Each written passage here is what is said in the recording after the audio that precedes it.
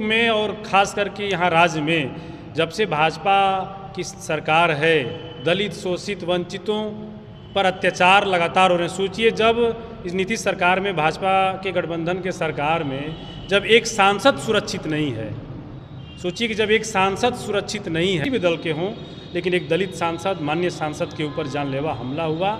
ये मनुवादी सामंतवादी जो लोग हैं, ये सामंत भाई जिनको हम लोग भावी मुख्यमंत्री भी कहते हैं, माननीय अनिल चौधरी जी लगे के पास मास्टर चाबी होगी और बिना बहुजन समाज पार्टी के बिहार में सरकार नहीं बनेगी। क्योंकि हम लोगों की जो नेता सुश्री बहन कुमारी मायावती जी हैं, उनके नीति सिद्धांतों को हम लोग जन जन तक पहुंचा रहे हैं। हमारे माननीय केंद्रीय प्रभारी आदरणीय Ram ji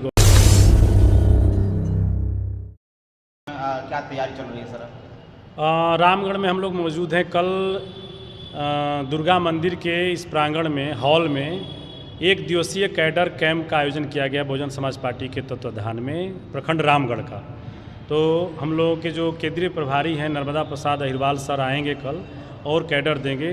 booth committee, sector committee की समीक्षा भी होगी और कैडर कैंप भी है, कैडर भी दिया जाएगा। उसी की हम लोग तैयारी कर रहे हैं कि कल का कार्यक्रम कैसे सफल हो, और उसी के बारे में हम लोग बातें कर रहे हैं। कल ज़्यादा से ज़्यादा सभा नहीं करना है, मुख्य रूप से संगठन के लोगों को बुलाया गया है कि ताकि संगठन के लोग आएँ और अपने पदाधिकारी की बातों को सुने, कैडर को सुने, और कैसे 2025 का जो रण है, जो चुनाव जो जीतना है, उसको कैसे तैयारी किया जाए, वो एक सलाह मशवरा, उसके लिए कल का जो है बैठक है।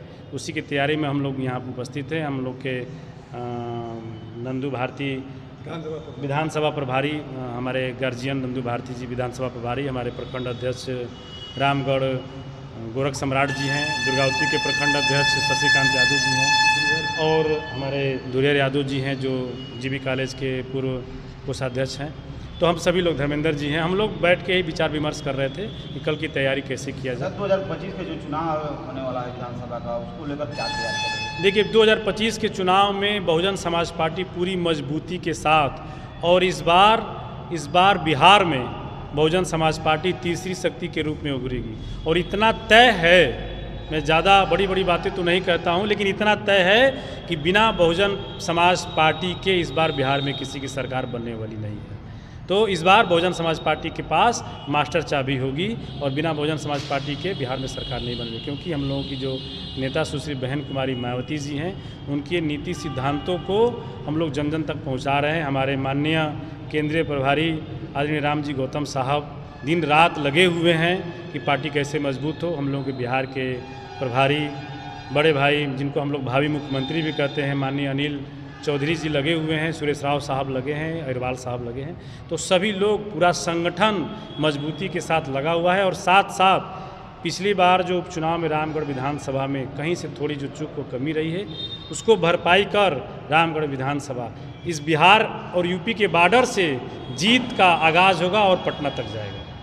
पर दलित सांसद पर हमला हुआ था, उसको किस नज़रिए से देखते हैं आप? देखिए, इस मुल्क में और ख़ास करके यहाँ राज्य में जब से भाजपा की सरकार है, दलित शोषित वंचितों पर अत्याचार लगातार हो रहे हैं। सोचिए, जब इस नीतीश सरकार में, भाजपा के गठबंधन के सरकार में जब एक सांसद सुरक्षित नहीं है, सोचिए कि जब एक सांसद सुरक्षित नहीं है तो आम आदमी कहाँ सुरक्षित होगा। एकदम महाजंगल राज बिहार में कायम है, और इसकी जितनी कड़ी से कड़ी निंदा की जाए उसकी हम लोग निंदा करते हैं कि एक माननीय सांसद, किसी भी दल के हों, लेकिन एक दलित सांसद, माननीय सांसद के ऊपर जानलेवा हमला हुआ। ये मनुवादी सामंतवादी जो लोग हैं, ये सामंतवादी लोगों को नहीं पचता है कि दलित और पिछड़े समाज के लोग, अल्पसंख्यक समाज के लोग, वंचित समाज के लोग सदन में जाए।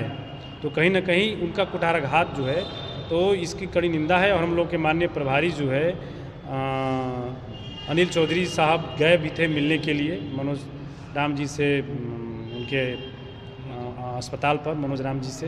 तो हम लोग की जो है इसकी कड़ी से कड़ी निंदा करते हैं हम लोग।